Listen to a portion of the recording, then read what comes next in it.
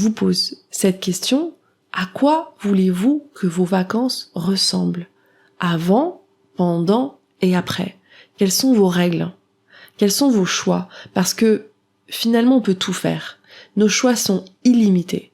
On a cette tendance à dire dans notre langage, je ne peux pas, ça se fait pas, je n'ai pas le choix d'impossible, alors que c'est complètement faux. On peut tout faire dans la vie. Maintenant, est-ce qu'on est d'accord avec nos choix? Est-ce qu'on est serein avec nos choix? Est-ce qu'on aime nos choix et est-ce qu'on sait les honorer? Est-ce qu'on sait respecter ça et on va dire supporter entre guillemets l'inconfort du écoute, je vais peut-être perdre un client et peut-être qu'il y a des personnes qui vont pas apprécier.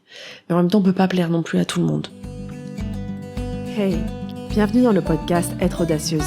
Je suis Tiffany, coach de vie pour les femmes indépendantes et entrepreneurs. Je partage avec vous des outils pour vivre pleinement votre vie, vos choix, tout en gérant votre esprit et en vivant vos émotions. Allez, on embarque?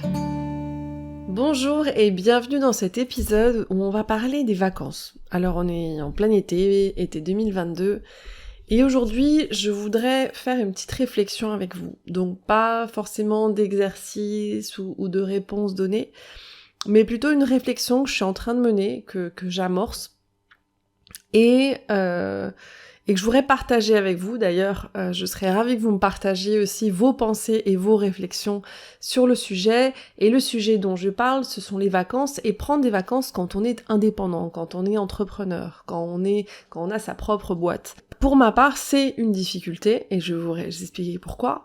Mais aussi parce que je le vois aussi que ça représente un obstacle pour beaucoup de mes clients avec qui j'échange, parce qu'on a cette tendance à ne jamais s'arrêter.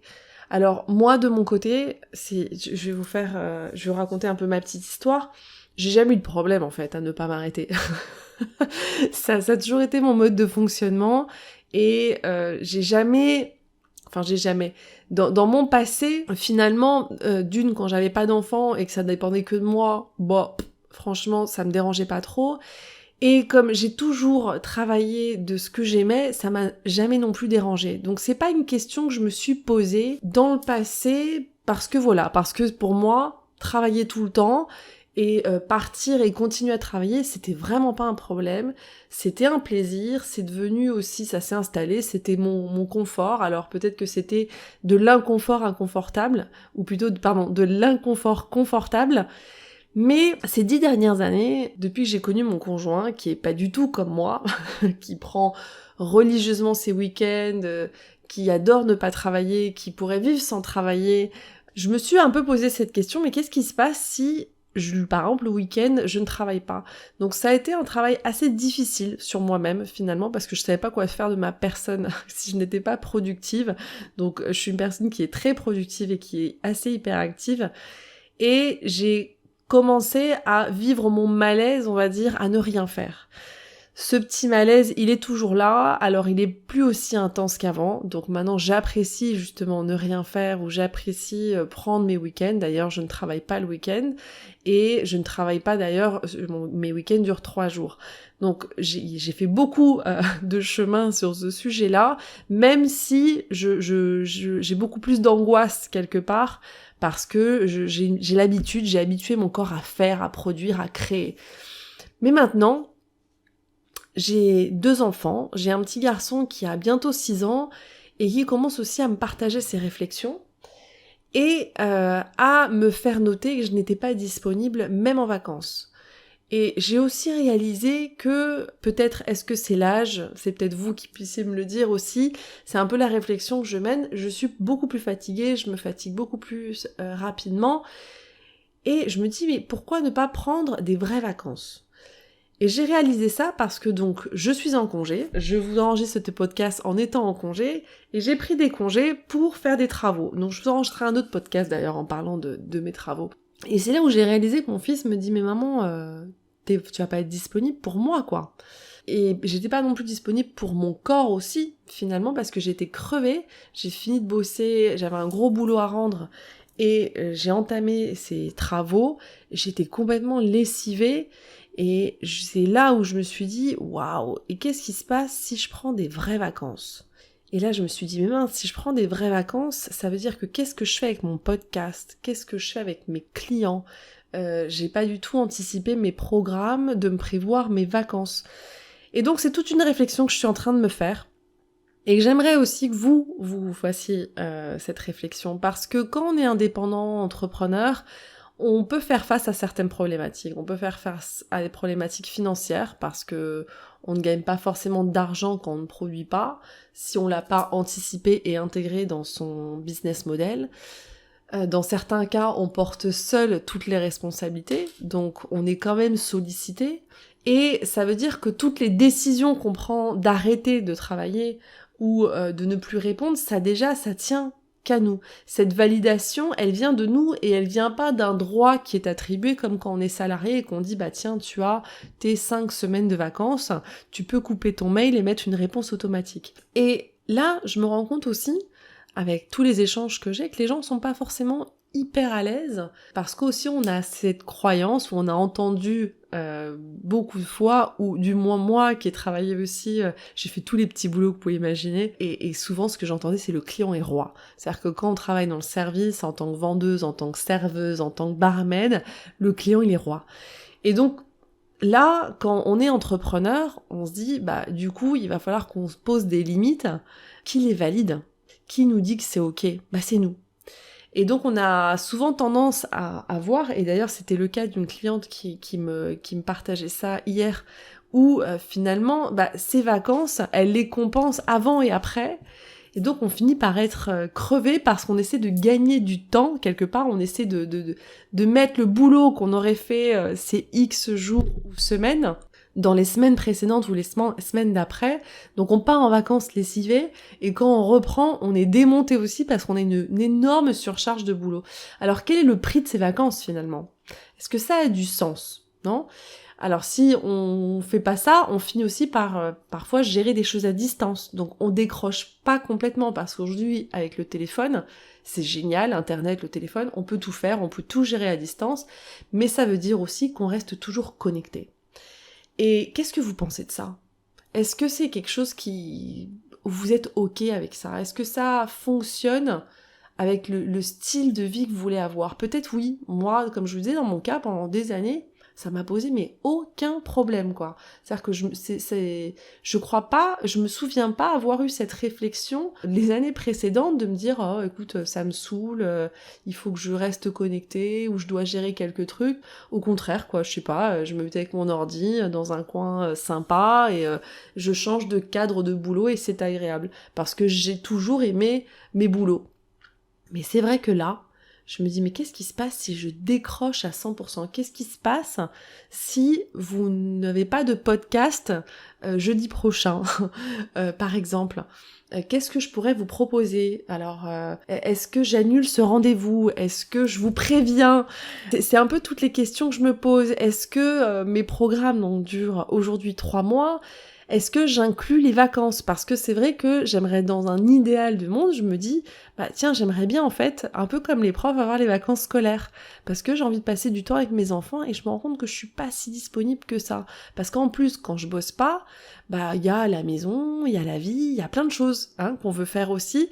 Et je pense que vous allez tous vous reconnaître, et notamment les mamans aussi entrepreneurs. Donc, je pense que je ne fais pas faire seulement un épisode en parlant des vacances, parce que je veux continuer ma réflexion et peut-être que j'aurai aussi des réponses à vous apporter ou des options. Mais aujourd'hui, posez-vous la question. À quoi voulez que... Je vais y arriver, je vais dire la phrase. À quoi voulez-vous que vos vacances ressemblent? Est-ce que c'est français ce que je viens de dire? Et quand je dis vos vacances, c'est pas seulement le pendant, mais c'est le avant et le après. Est-ce que vous pouvez vous organiser financièrement dans l'année, par exemple, avoir une vision globale de l'année pour pouvoir couper complètement. Quand on est face, si on se rend compte qu'une des problématiques, c'est moi si je m'arrête, je gagne pas d'argent. Donc finalement, je peux pas m'arrêter complètement. Parce que certaines personnes, peut-être, sont trop justes. Est-ce qu'on peut avoir une vision un peu plus globale, avoir une perspective où on calcule quelque part ses vacances pour avoir des congés payés, entre guillemets? Et si c'est le cas, quelles sont les limites que vous voulez mettre? Alors j'ai pas la réponse parce que ce sont les questions que je me pose, mais quelles sont les limites que vous voulez mettre à vos clients, à vos fournisseurs, aux collaborateurs? Est-ce que on se met une petite réponse automatique comme on fait dans le monde de l'entreprise? Est-ce que vous pouvez dire non à des demandes, et parfois des demandes qui peuvent être assez sexy ou hyper intéressantes ou financièrement même une opportunité dans tous les plans, je veux dire que ce soit financier, intérêt, au niveau connexion, réseau, parce que souvent c'est ça, c'est que on a plein d'opportunités et on se dit mais attends, mais moi je peux pas dire non quoi, parce que moi mon boulot c'est que moi et ça tient à mon réseau, donc plus les gens me recommandent et plus je génère et plus je me construis, mais cette construction, est-ce qu'elle a une limite? Jusqu'où ça va quelque part? Donc c'est un peu cette réflexion que je voudrais qu'on fasse ensemble. Sur quelle est la qualité de vos vacances que vous voulez avoir et la qualité de votre travail aussi. Parce que je pense que ça doit répercuter, non? Et je pense que même notre créativité, parce que quand on est indépendant, en règle générale, et même dans tous les cas, hein, on a tous notre propre créativité, mais même moi, si je parle à des indépendants, on a quand même tous, dans tous les domaines de fonctions et de travail confondus, notre propre créativité. Si on coupe complètement, est-ce que ça influencerait pas notre activité, notre énergie?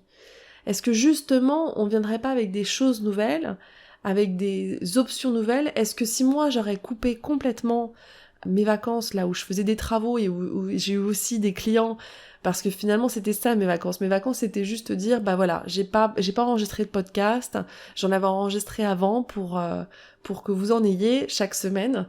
Et donc voilà, j'avais, on va dire, cumulé mon travail avant. Mais à un moment, je me dis, et si j'ai pas envie de cumuler? Et si j'ai juste envie de couper et dire, bah, je vais trouver une solution, les personnes vont quand même me suivre, même si un jeudi, mon podcast ne sort pas, ou est-ce que peut-être je peux trouver d'autres solutions à poster, d'autres options, je veux dire? Et est-ce que vous pouvez l'appliquer aussi à votre activité? Comment vous faites pour couper et en aimant vos choix, en honorant vos choix et en les vivant avec sérénité aussi. Parce que parfois, on fait le choix, oui, de couper, mais on va mastiquer et on va ruminer dans nos têtes tous les trucs qu'on devrait ou on ne devrait pas faire, ou qu'on ne devrait pas faire ça, et finalement, on n'est pas complètement libre. Est-ce que vous arrivez à faire des choix où vous êtes complètement libre de dire, mais j'arrête. J'admire les personnes, et donc mon conjoint, je le regarde, mais alors il coupe, mais alors il arrête quoi. Et il ne fait rien. C'est-à-dire que parfois je le vois, il est juste là, assis, et il regarde le ciel. Je dis, mais qu'est-ce que tu fais? Rien. Et je me dis, waouh! Je trouve ça admirable. Pour moi, c'est quelque chose, je suis une personne qui a toujours besoin de créer. Mais si j'arrêtais un peu la balle, comme on dit en Argentine, parar la pelota, non? Qu'est-ce qui se passerait? Bah moi je suis curieuse de le savoir, je suis curieuse de le chercher. Alors par contre, j'adore mon business, j'adore tout ce que je fais avec le coaching. Donc c'est vrai que je voudrais réfléchir à une formule qui fonctionne pour vous, qui fonctionne pour mes clients, qui fonctionne pour tous mes contenus, mais aussi qui fonctionne pour moi. J'ai pas encore trouvé la réponse. Mais je vous pose cette question, à quoi voulez-vous que vos vacances ressemblent? Avant, pendant et après? Quelles sont vos règles? Quels sont vos choix? Parce que finalement, on peut tout faire. Nos choix sont illimités. On a cette tendance à dire dans notre langage, je ne peux pas, ça se fait pas, je n'ai pas le choix, d'impossible, alors que c'est complètement faux. On peut tout faire dans la vie. Maintenant, est-ce qu'on est d'accord avec nos choix? Est-ce qu'on est serein avec nos choix? Est-ce qu'on aime nos choix et est-ce qu'on sait les honorer? Est-ce qu'on sait respecter ça et on va dire supporter entre guillemets l'inconfort du écoute, je vais peut-être perdre un client et peut-être qu'il y a des personnes qui vont pas apprécier. Mais en même temps, on peut pas plaire non plus à tout le monde. Donc, je vais continuer ma réflexion. Je pense que je vais enregistrer un autre épisode parce que je veux prendre des vacances d'ailleurs. Non, je prends des vacances d'ailleurs fin août où je nous ai réservé 10 jours de vacances en famille dans les Landes et je me suis réservé un stage de surf parce que je veux reprendre le surf. Et c'est là où je me dis mais qu'est-ce qui se passe si je ne prends pas mon ordinateur? Waouh! Je sais pas si j'ai déjà fait ça.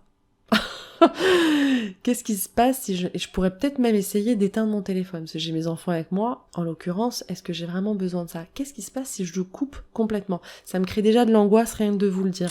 Donc, je vais y réfléchir.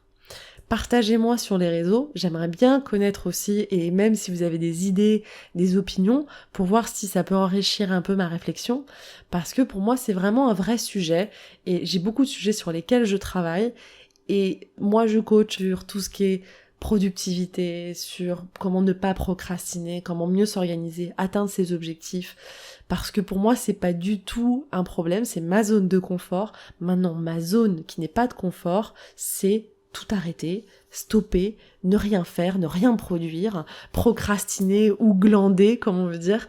Pour moi, ça, c'est très inconfortable. Donc, c'est quelque chose que j'ai envie d'explorer. Si vous avez des pistes, si vous savez être relax sans aucun problème, partagez-moi. Et si vous voulez mener cette réflexion avec moi parce que vous aussi vous avez les mêmes difficultés, suivez-moi et partagez-moi sur les réseaux et j'enregistrerai un autre épisode sur ce sujet. Allez, je vous souhaite une belle réflexion et on se voit au prochain épisode. Mon podcast vous plaît? Abonnez-vous pour ne manquer aucun épisode. Partagez-le avec vos proches et soutenez-moi en laissant un avis 5 étoiles sur la plateforme que vous utilisez. 1000 merci. Et si vous voulez bénéficier d'un accompagnement, je vous invite à vous rendre sur mon site internet tiffanymaquet.com. Vous pourrez réserver une session gratuite de coaching avec moi, mais vous trouverez aussi l'information sur mon programme pour les femmes entrepreneurs qui veulent lever leurs barrières limitantes pour atteindre leur objectif. Alors à très bientôt.